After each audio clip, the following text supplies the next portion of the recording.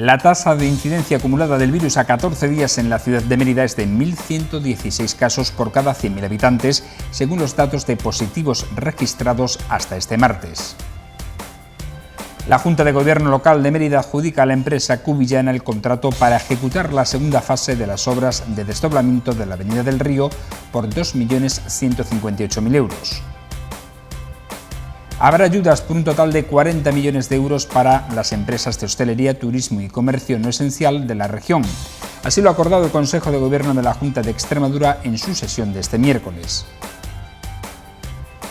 La alerta amarilla por baja temperatura continuará activa desde las 10 de la noche de este miércoles y hasta las 10 de la mañana del jueves en Las Vegas del Guadiana y Tierra de Barros, entre otras comarcas.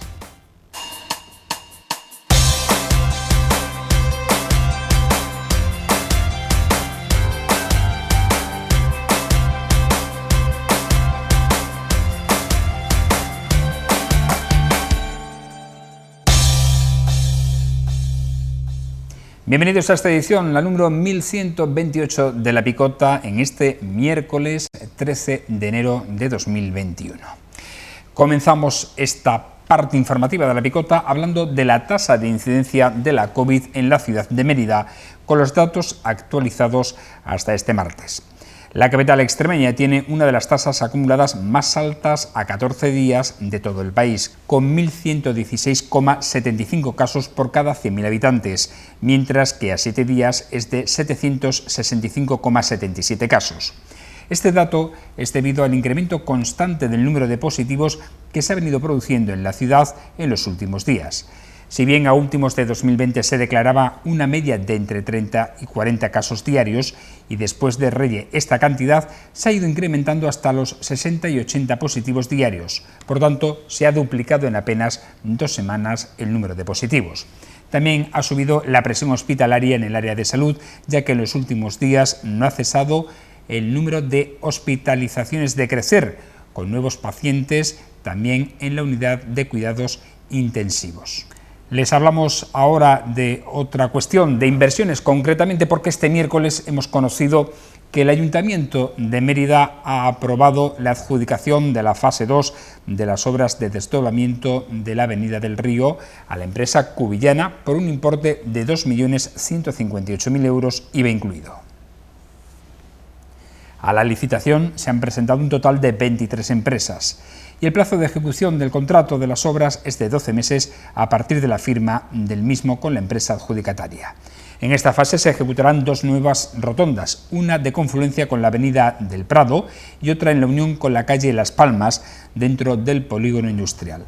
La vía será de doble carril, al igual que la realizada en la primera fase, y aparcamiento en línea a ambos lados, carril bici en la margen del río y acerados accesibles también a ambos lados. Las obras están financiadas por la Junta de Extremadura con cargo al capítulo del Estatuto de Capitalidad y cuenta con una inversión total entre las 2 fases de 3.425.000 euros.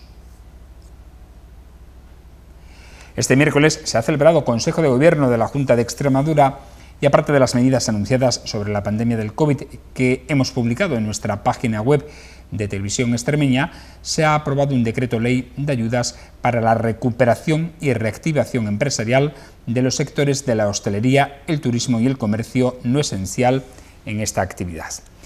En este decreto ley se incluye un programa de ayudas por un importe total de 40 millones de euros. Se trata de ayudas directas y sin convocatorias para proteger y dar soporte económico a las empresas de los sectores más afectados por el impacto de la pandemia, con el objetivo de que mantengan su actividad, el nivel de empleo y facilitar su recuperación.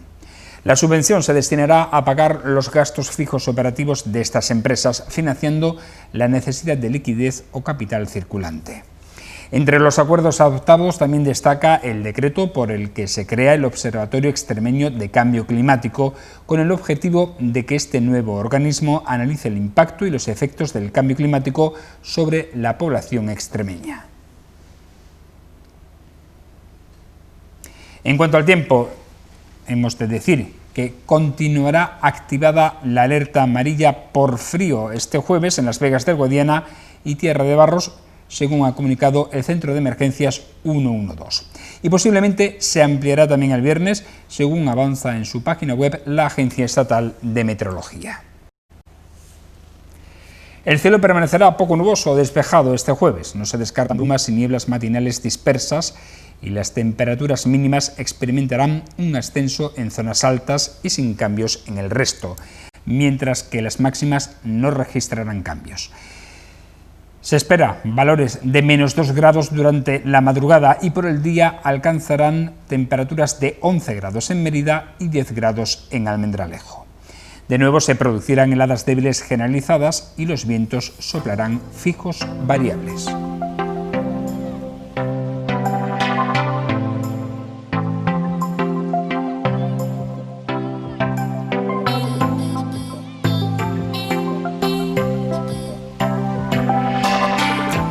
El punto de encuentro del Club Senior ha celebrado un foro telemático con representantes de los distintos colegios profesionales de la región y de la Confederación Regional de Empresarios para analizar las necesidades socioeconómicas de Extremadura.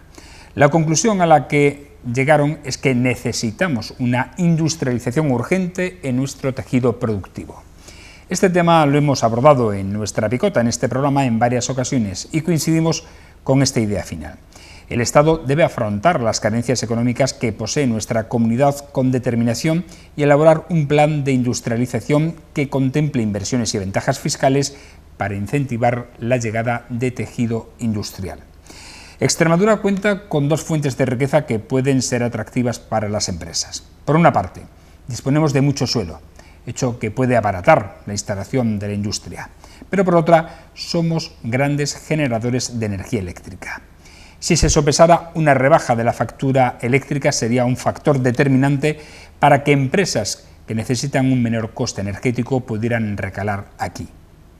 Aunque la pandemia monopoliza la mayor parte de la gestión de las administraciones hoy en día, no olvidemos que una situación adversa supone también oportunidad y sería un buen momento para trabajar en ello. La industrialización de Extremadura debe constituir un eje en nuestra planificación estratégica y ahora que además se están mejorando las comunicaciones en la región con la instalación de la red 5G, sería un magnífico momento para elaborar un plan que contemple todos estos factores. Hay que pensar en el futuro más cercano y ahora es el momento de no dejar pasar esta nueva oportunidad. Buenas noches.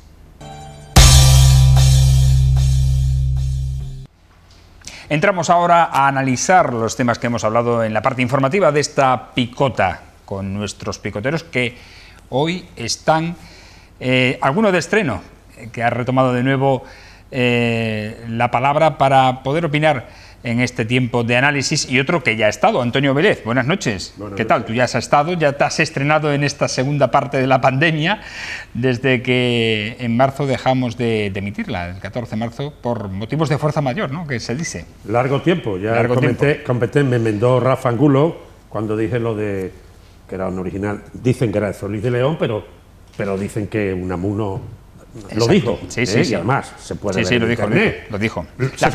Se pone más en duda lo de Fray de León que lo de Unamuno. Lo decíamos ayer. Sí, pero lo de Unamuno es correcto. El enganche entre benedictinos. Pero históricamente siempre se la ha atribuido a Fray Luis de León, la frase decíamos ayer. Pero Unamuno, cuando vino el destierro de Canarias, del destierro de la marginación, destierro entre comillas, de don Miguel Primo de Rivera, en la dictadura, que he referido aquí algunas veces, porque don Miguel no es una persona a borrar de los carteles. Don Miguel no mató a nadie. Quien sustanció los problemas de Jaca fue Dámaso Berenguer. Pero bueno, volviendo al hilo, cuando le desterró a Miguel de Unamuno a Canarias y volvió, dijo en Salamanca, delante de la edad, decíamos ayer. Exacto. Bueno, pues queda dicho ya. Vale. Vamos a saludar también a quien sí se estrena en esta, en retomar de nuevo la palabra en esta segunda parte después de todo lo que hemos padecido, que es Domingo Hidalgo. Buenas noches, ¿qué tal? ¿Cómo estás? Así bien, pues gracias a Dios ahora muy bien. El virus chino también ha hecho posada en mí en su momento, por lo que estoy ya totalmente recuperado. Bueno, pero voy a tocarte, alcalde, solamente en que naturalmente que no mientes en lo que dices de Unamuno, pero no es menos cierto que también lo dijo Fray Luis de León. Precisamente el otro día... Esto viene, perdona Domingo, porque en el último programa él dijo eso y le atribuía la frase a Unamuno y yo le dije, creo que es originariamente de Fray Luis de León. Me lo revisó el bueno de Rafael. El otro día... No, fui yo. Ah, tú, perdón. Fui yo. Ah, pues entonces... El otro día que lo recomiendo, La Voz de César Vidal, si se busca en Google rápidamente en su programa de La Voz, que hace desde fuera de España, porque él no está en la nación española, está fuera, está creo que en Estados Unidos, pues en su editorial, decíamos ayer, corría el año, bueno, pues hablaba y comentó el particular de Fray Luis de León, y con César Vidal se podrá o no estar de acuerdo, pero César Vidal es un erudito, sabe 7 idiomas, tiene no sé cuántas carreras y es la madre que lo parió. Bueno, pues efectivamente tú llevas razón, pero también llevas razón. Aceptemos que ambos. Claro que sí, por supuesto. Es así. Ambos teníamos razón. Vamos a hablar de la pandemia. Fue perseguido por la Inquisición. Cierto. Tuvo 4 años y a los 4 años, cuando volvió a dar clases, cuando expresó eso. Efectivamente. Vamos a hablar de la pandemia porque Extremadura presenta la mayor tasa, como sabéis, de incidencia del país, con más de 1.000 casos, 1.076 concretamente, por cada 100.000 habitantes, debido, entre otras cosas, pues al parecer, y según las autoridades sanitarias, a la semana del Black Friday de compras, el Puente de la Constitución y de la Inmaculada y las fiestas navideñas. Por este motivo, el consejero de Sanidad y Servicios Sociales, José María Vergeles, abogó ayer por seguir aplicando medidas que sean, dicen, contundentes y que tengan que ver con la restricción social, aunque descarta un confinamiento global. Hoy hemos conocido las nuevas medidas que ha aplicado la Junta de Extremadura, no van por el confinamiento global, pero son bastante más restrictivas, efectivamente, que las que teníamos hasta ahora. El problema es cómo estamos y hacia dónde vamos, en vuestra opinión, Antonio. Bueno, es un tema que a todos nos coge a contrapié, es decir, hay referentes históricos de pandemias y hay evidencias más cercanas respecto de lo que es, por ejemplo, lo que realmente preocupa, que es tener un sistema de salud poderoso que pueda hacer frente a un problema de congestión, que es lo que realmente preocupa, y sobre todo que pueda derivar otros problemas a secundarios y haciéndose determinantes en la vida. Claro, si se derivan o se apartan elementos cotidianos de enfermedades, de operaciones y demás, porque la pandemia ocupa todo el tiempo, evidentemente se crea ahí un tremendo rajuño, una tremenda fisura. En consecuencia, yo creo que ahí hay que primero, ser muy responsable, evidentemente. Segundo, aplicar el sentido común en cuestiones de transmisibilidad, de distancia, de aislamiento y no bajar la guardia, que es lo que creemos que ha pasado.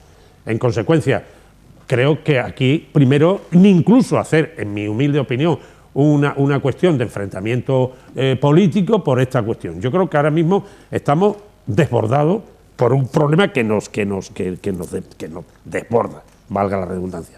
Y en consecuencia yo no tengo datos concretos ni elementos de juicio concretos para determinar las vías de futuro. Yo creo que pocos lo tienen. Otra cuestión es que la vacuna es absolutamente necesaria para sustituir a lo que puede ser un contagio colectivo con la consiguiente inmunización, pero que va a llevar un costo de vida muy alto, porque al final, lógicamente, en el juego de la biodiversidad, de los sistemas inmunológicos, al final nos vamos a contagiar todos. Lo que pasa es que precisamente las vacunas son un elemento, una forma de inocular unas dosis reducidas o tal, o una serie de anticuerpos, o una serie de elementos de defensa para que creen una vía de inmunización. Entonces, en estos momentos yo no tengo elementos de juicio, más que el sentido común y hacer caso de lo que se nos dicta, evidentemente. Vamos a seguir con ello, indudablemente, y hablando durante muchos días. Por cierto, que hemos conocido que han dado positivo el brote de la residencia Los Olivos de Mérida, con cuatro de los usuarios o residentes lo han sido después, curiosamente, de ser vacunados. Lo que no sabemos es si ya eran positivos antes de vacunarse y le ha hecho reacción la vacuna y ha potenciado los efectos, que van por la fiebre y la diarrea, no más allá, afortunadamente, de ello, o es derivado de la propia vacuna, ¿no?, esos efectos secundarios. Domingo. Bueno, entiendo que se está aprovechando este virus chino para hacer las cosas como se están haciendo. la gestión que se está realizando es manifiestamente mejorable. Su santidad, don Pedro Sánchez, que ya es prácticamente, ha creado su propio partido, Partido Sanchista, antiguamente Partido Socialista Obrero Español, pues su santidad, porque es prácticamente una santidad, su santidad, don Pedro, dijo este verano que habíamos vencido al virus y que hiciéramos vida normal. Ahí están las hemerotecas. Lo que pasa es que como el régimen de alquileres también llega a los medios de comunicación, pues se repite poco. Se repite poco. Aquí lo importante son las tarjetas de no sé quién, en fin, sobre todo si estaba en la Casa Real y todo eso, ¿no? Pero el presidente del gobierno nos dijo que habíamos triunfado con el virus y que el virus era ya, y que era un esfuerzo, y además que él había evitado él personalmente 450.000 muertos. Aquí se están utilizando el virus chino para romper literalmente la columna vertebral de la Constitución española. Y nos están machacando y están cercenando el régimen de libertades, de derechos y obligaciones que nos ha marcado la Constitución española. Empezando por el derecho a la vida. Aquí se ha aprobado una ley, a mi entender, que rompe el derecho a la vida de los enfermos, de las personas discapacitadas, de los mayores, que es una ley mal llamada de eutanasia. Aquí se ha aprobado una ley de educación liberticida, aprovechando. Aquí no existe, y termino ya para que nuestro querido alcalde pueda naturalmente hacer uso de la palabra y rebatirme, si así le parece oportuno. Aquí se están utilizando términos militares. Aquí se han pasado por debajo del arco del triunfo de la Constitución el estado de alarma. Y aquí se está anestesiando a la sociedad. Porque lo que no se cuenta no existe. Y si hay un régimen de alquiler con los medios de comunicación, no se cuentan ciertas cosas. Yo, de otra parte, casi que me alegro que estén gobernando los socialcomunistas. ¿Por qué me alegro? Porque si aquí no están gobernando los socialcomunistas, a pesar de la que está cayendo de hielo y de nieve, igual España, igual la nación española estaría ardiendo. Antonio, un minutito. Bueno, yo es que este es un tema, ya he dicho antes que el enjuiciamiento ideológico del tema no creo que proceda, en mi opinión. Respeto profundamente lo que ha comentado Domingo, pero no lo comparto en el sentido de que a todo el mundo lo ha cogido con el pie al revés, sea el PP, sea el PSOE, sea Ciudadanos, sea quienes sean. Y el problema es que hay que hacer una reflexión muy seria de esta problemática y de cómo hay que reforzar los sistemas públicos de salud y cómo hay que reforzar todos los elementos que son del común por encima de esa especie de ultraliberalismo que ha dominado en todo el conjunto, desde la sanidad hasta el mercado de los coches, donde pagas más intereses a la financiera que un porcentaje brutal sobre lo que vale el producto. Por decir una tontería, pero que en el fondo compone nuestra sociedad de consumo. Es decir, tú compras un coche de 15.000 euros y al final pagas 6.000 euros más de intereses, estando los intereses prácticamente a cero o negativos en muchos casos. Con lo cual, aquí hay que reordenar algo. Y seguramente la pandemia puede venir bien para que podamos tomar conciencia de lo que debe ser la opinión pública, respetable en todos los casos, necesaria, obligada, por encima de trumpismo, de putinismo, de encerrarse en un juego de enrocaos y de defensa de lo propio por encima de lo colectivo. Yo creo que aquí hay que sacar una conclusión muy clara, que hay que reconfigurar sociedad civil, que hay que reforzar los sistemas públicos de salud, los sistemas públicos de transporte, los sistemas públicos que puedan ser globalmente importantes. Mucho hablar del tema eléctrico, y la electricidad sube. Y no me empacha decirlo. ¿Por qué? Porque hemos hecho un aplauso general a Iberdrola, a Gas Natural Fenosa, porque Endesa es de los italianos. Yo creo, ¿por qué no se crea una empresa pública de electricidad? Y porque claro, si ahora encima acumulamos a las grandes compañías eléctricas privatizadas en su momento por unos y por otros, los beneficios del coche eléctrico, pues entonces apaga y vámonos. Entonces quiero decir que, volviendo, a mí me faltan argumentos para resolver esta cuestión, pero sí me sobran también argumentos para decir que hay que tener mucho sentido común, mucha cautela y seguir las prescripciones y aguantar el tirón, porque no hay otra. Domingo. A ver, mira, no hay algo que me gustaría ahondar. Y es, se ha hecho una mala gestión por muchos motivos, entre otros. Se ha puesto al frente de esto a personas NPI que no tienen ni pajolera idea de cómo gestionar esto. Y no estoy hablando de su santidad Pedro Sánchez, no estoy hablando de él. Pero sí él es el responsable, porque es el que ha puesto al candidato del Partido Socialista en las elecciones autonómicas de la región catalana, que por cierto se van a suspender. Y nadie por eso va a decir que son golpistas, aunque lo son por otras razones en las instituciones de esa región. Ha puesto a un esperpento que es el doctor Simón ese. Es que en la nación española, en las diferentes universidades que hay en la nación española, no hay epidemiólogos, no hay gente, catedráticos que saben de esto. Es que aquí no se puede unir lo público con lo privado. En lo público, aquí está el resultado. Por cierto, la vicepresidenta del gobierno, Carmen Calvo, se fue a la privada cuando enfermó. El virus chino está invadiendo a la sociedad y está provocando que los autónomos se vayan a la ruina.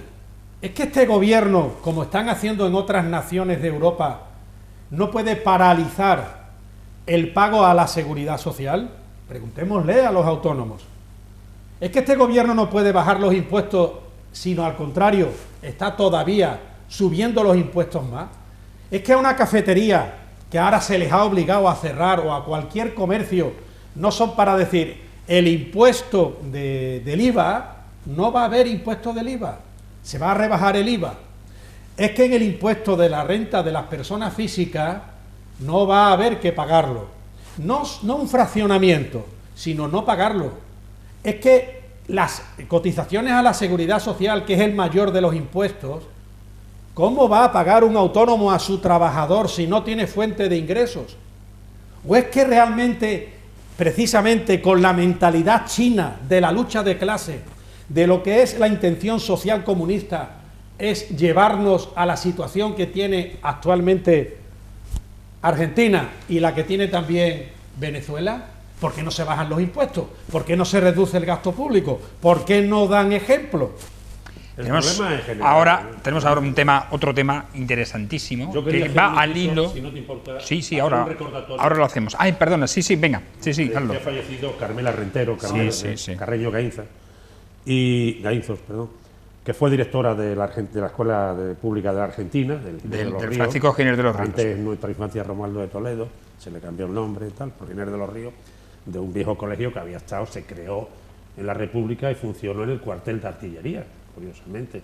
Y luego en los 50 se hizo el edificio ese, se nomencló como Romualdo de Toledo, pero era Giner de los Ríos. Pero aparte de eso, que es una anécdota, fue una gran docente, y una persona muy implicada en la cultura. Cuando tú fuiste alcalde, tú la llamaste, ¿no? Reconstituido, creo que fue en el 82, el patronato, te acordarás, el patronato de la biblioteca en la Casa de la Cultura, había una coordinadora donde estaba Buruaga padre, estaba, en fin, una serie de gente, y estaba Carmela de coordinadora a título altruista. Ella era profesora, directora del colegio Romualdo Giner de los Ríos, y estaba de coordinadora a título gratuito. Una época se imprimían libros, se hacían premios de investigación, de literatura, en fin. Pero fue una persona muy implicada en lo público, de forma altruista. Y, hombre, yo quiero recordarla aquí porque era igual que se recordó en otro momento.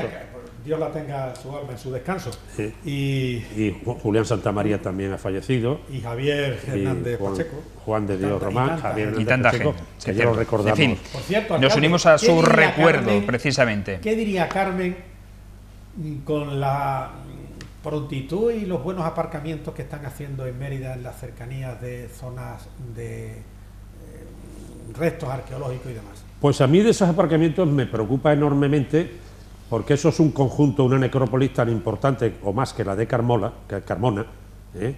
y me preocupa. Y habrán hecho las catas y las cosas. Y me preocupa enormemente por dos cuestiones. Primero, porque eso, el túmulo de Gasón, que se llama, una crista inmensa con caminata, se ha quedado allí sepultado, y eso lo inventarió en el catálogo monumental de la provincia de Badajoz José Ramón Mélida. José Ramón Mérida vino a Extremadura a inventariar, a hacer el inventario monumental de la provincia de Badajoz, enviado por Álvaro Figueroa Conde Romanones, que era ministro de Instrucción Pública y Bellas Artes, año 1908. Y ahí hay una necrópolis impresionante. Yo estoy sorprendido y, sinceramente, escribí al patronato, al consorcio, exigiendo una explicación al respecto. Pero a lo mejor con el aparcamiento se mantienen mejor los restos. Lo dijo, es que lo dijo el anterior Picota. Sí, ya. yo lo he comentado ese tema porque Antonio, a mí no me... ¿has obtenido respuesta o no? No. Vale. Pero bueno, ya tomaré yo las medidas que convenga, porque creo que si hacemos de la arqueología un puntal en Mérida, ese es un tema muy preocupante. El alcalde habló de hacer ahí un gran bulevar, un espacio de comunicación con el río.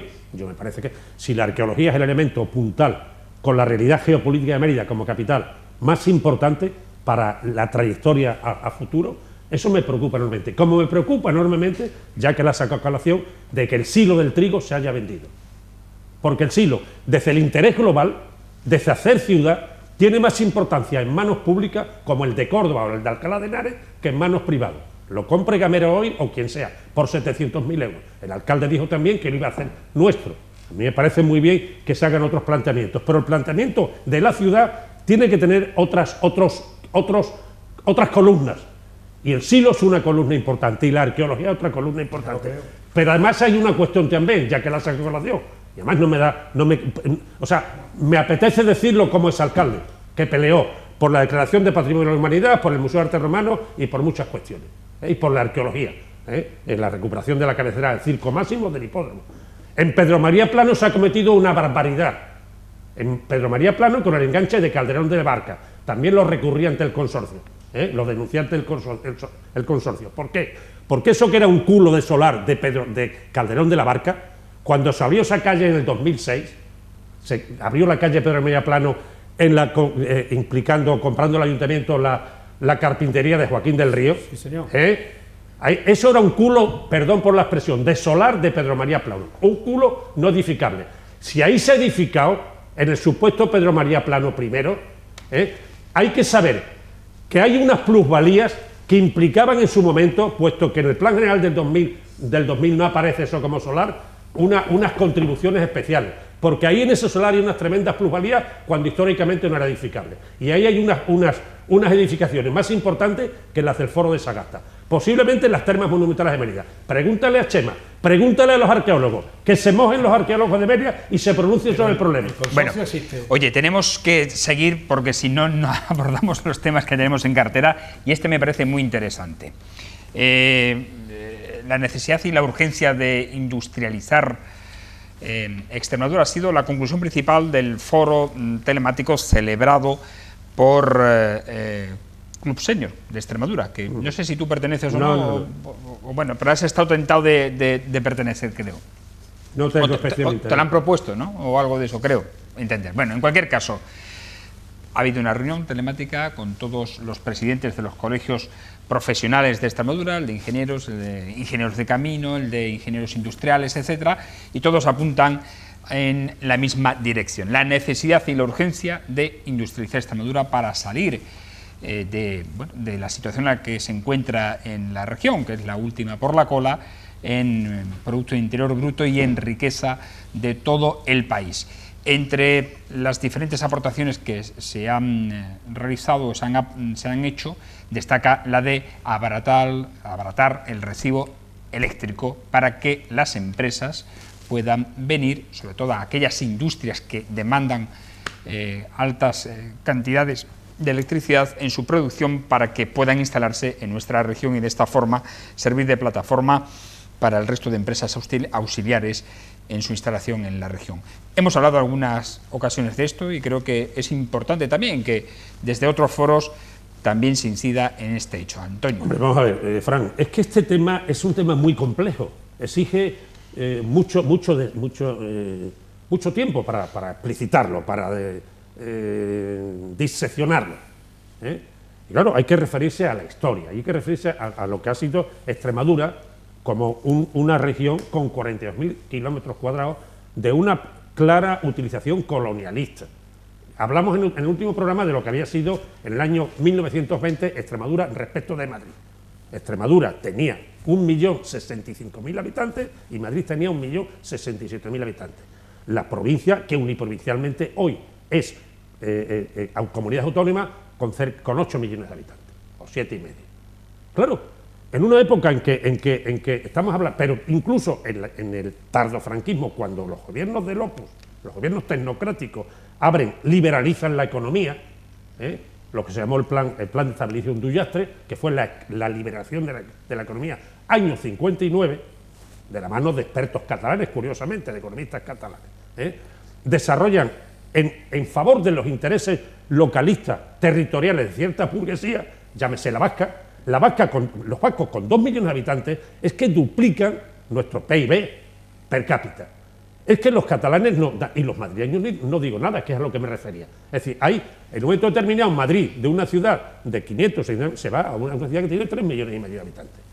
Entonces, ¿con qué instrumento? Con la mano de obra barata, con las lágrimas y las maletas de madera de los extremeños, que en el año 59 tenían 1,5 millones de habitantes estabilizados.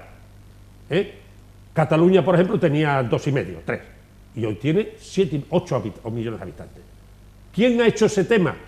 Los extremeños. Por eso este tema es fundamental que se analice, se despiece, porque si no, al final, si por encima del populismo no hay una realidad de gestión y de voluntad política de tipo ideológica, desde un punto de vista, en mi opinión, reformista, no vamos a ningún sitio, seguiremos hundiéndonos, porque cuando llegan las coyunturas y hay que hacer gobiernos multifraccionados, pues los elementos territoriales, llámese nacionalistas, independentistas o tal, se llevan la salina al agua. Y Extremadura no tiene nada que hacer. Extremadura tiene un problema de declive brutal y diga lo que diga el Club Senior, diga lo que quiera en los consejos de no sé qué, aquí hay cuestiones que no se han hecho ni puñetero caso.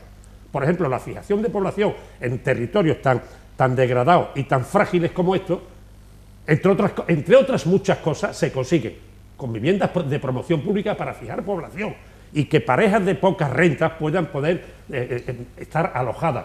Eso hubiera supuesto muchísimo impedimento de salida de gente joven. No se ha hecho una vivienda social aquí desde hace 30 años o 20 y tantos años.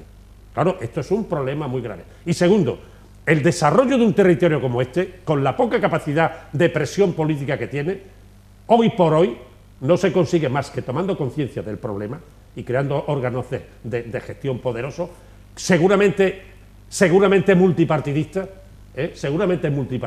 en los objetivos, y segundo, empleando necesariamente inversiones públicas, empleo público y, fundamentalmente, sector público. El sector público no es una cosa nueva, no quiero remedir a esa época, pero quien salvó la época de la autarquía se llamó Juan Antonio Suance, un ingeniero naval que luego le dijo a Franco y te quedas. Creó Lini, creó Sidesa, creó todo, UNOSA, creó todo el sistema público, que luego se liberalizó con Ullastre en 1959, después del acuerdo de las bases con Estados Unidos. Pero Extremadura no puede solucionar su problema con una vía liberalizadora, es imposible, porque el sistema de propiedad lo impide, porque la desamortización civil fue un desastre para este territorio. La desamortización civil que regaló a determinada gente por 4 perras los bienes de propios y comunales de los ayuntamientos. La religiosa tuvo poca importancia, la civil fue una barbaridad. Y ese tema no se resuelve.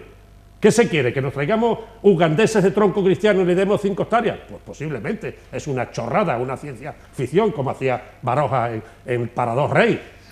Sí. ¿Me entiendes? Pero quiero decir que hace falta en este tema unas metas, pero evidentemente con la capacidad interna no se resuelve. Hace falta, cuando aquí se ponen torretas y paneles solares, ¿por qué no se crea una empresa pública de electricidad? Algún partido lo ha dicho, yo lo apoyo. Claro. Muy bien. Domingo. Bueno, ¿quién no va a estar de acuerdo con que Extremadura crezca, se desarrolle, se industrialice? ¿Quién no? Son brindis al sol, hechos desde la nevera en la que ahora nos tiene el frío Si esto ya está todo hablado. ¿Por qué no se dice que el recibo de la energía eléctrica que pagamos cada uno de nosotros supone aproximadamente un 60% en impuestos? Ahora que está subiendo tanto la luz, porque sepamos que de esos recibos prácticamente el 60% son impuestos, tasas, aparte de que el IVA no lo quieren bajar y está al 21%. O sea, de cada 100 euritos de recibo de la luz, 60 pavos son de impuestos.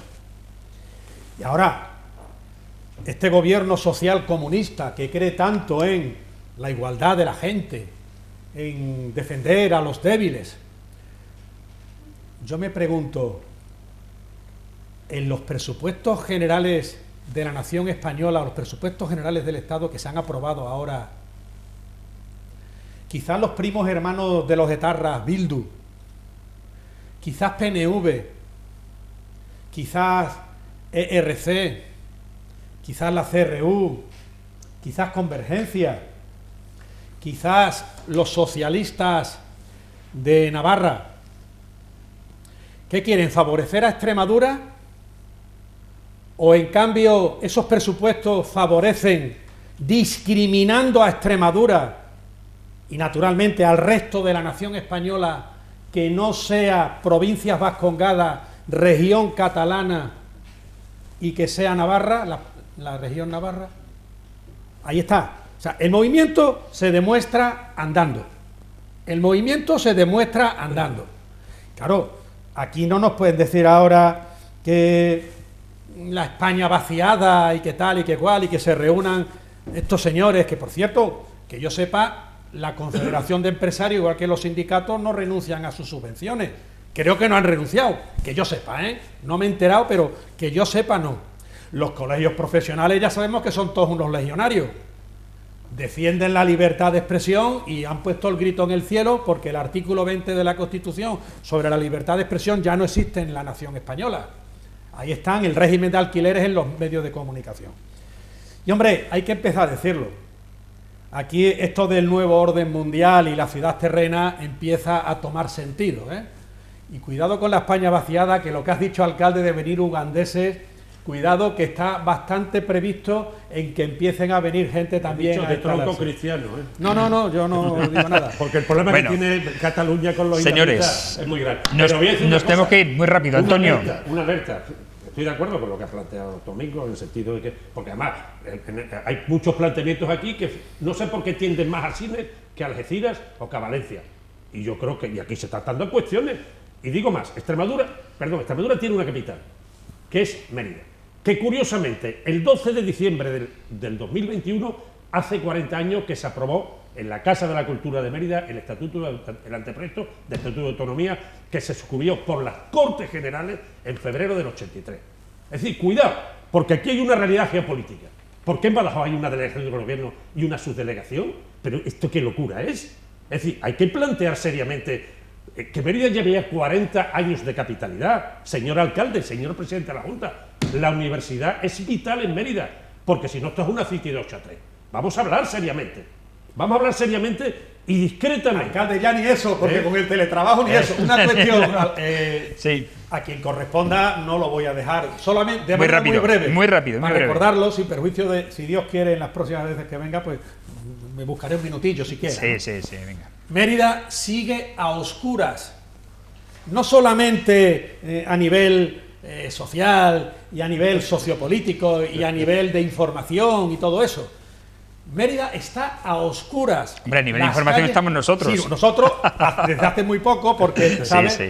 Hay otras cadenas que les da igual gastar, pero han estado y no se les ha notado. No existe, porque esto era el paraíso terrenal. Era el paraíso, aquí no pasaba nada. Pero fíjate lo que hay que denunciar de nuevo. A pesar de todo, que llevamos ya un año así, un año llevamos con esta película del virus chino, Mérida sigue a oscuras, las calles están a oscuras, da miedo ir por las calles, a pesar del toque de queda, porque oscurece muy pronto. Bueno, han visto que hay cosas que no cambian, entre ellas las demandas de nuestros picoteros. Nos vamos, no hay tiempo para más. Agradecer como siempre tanto a Domingo Hidalgo, gracias, como a Antonio Vélez, gracias. Mucho sentido común y mucha precaución, mucha distancia y mucho saber estar y protegerse. Y a ustedes, agradecerles como siempre su atención, instándoles a que nos sigan en las redes sociales, en Facebook, en Twitter, en YouTube y en Instagram, así como en nuestra página web, www.televisionextremeña.com, donde pueden permanecer puntualmente informados de lo que acontece tanto en Mérida como en nuestra comunidad autónoma. Hasta mañana. Le emplazamos en una nueva edición de La Picota. Será en torno a las 10 menos 25 de la noche, tanto en la TDT, en la televisión, como en esas redes sociales y en la página web. Sean felices.